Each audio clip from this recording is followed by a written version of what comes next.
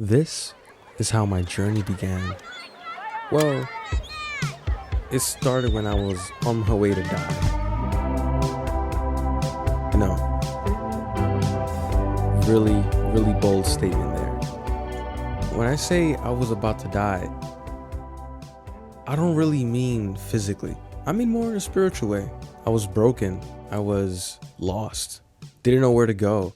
People that said that they loved me and was supposed to be there for me really didn't have my back, or just really wasn't there for me. So who could I turn to? No one.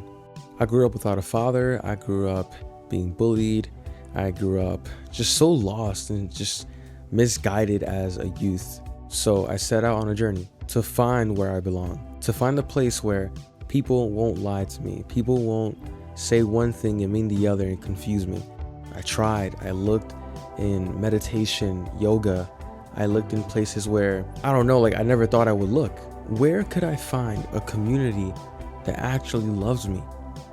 A community that will stand with me in the toughest times. Trying to find that today is so hard. It's rare. It's like a diamond.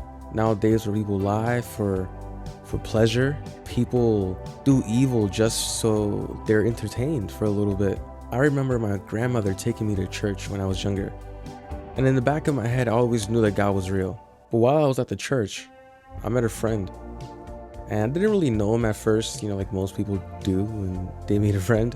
They don't really say hi too much or talk too much, but you know the person. It was kind of that relationship for a little while. And the young boy who never knew where he would fit in, where his community was, where his life was. That little boy, so empty, found a community. But then I find myself in a much deeper and darker hole a couple years ago. I found myself seeking validation from fake friends, finding my identity in things that weren't beneficial to me. Myself, my work, my school, everything was just a facade. Whatever thing they promised me was never fulfilled until my friend from way back made a reappearance. Honestly, I wish everybody had a friend like mine. Oh, and my friend's name? His name is Jesus. If you were ever looking for a sign, for something out there in the world to reach out to you, grab you up and just help you and give you peace in life, his name is Jesus. All to say that now, through the power of Jesus and his healing power, I'm able to live a life where I hold no grudges. I'm content every single day. I'm extremely blessed to have a community that loves me truthfully, and that's my family at church. If anything, this is God calling you out, telling you, I'm here and I'm real. So look for me and you will find me, and you won't ever have to do it again.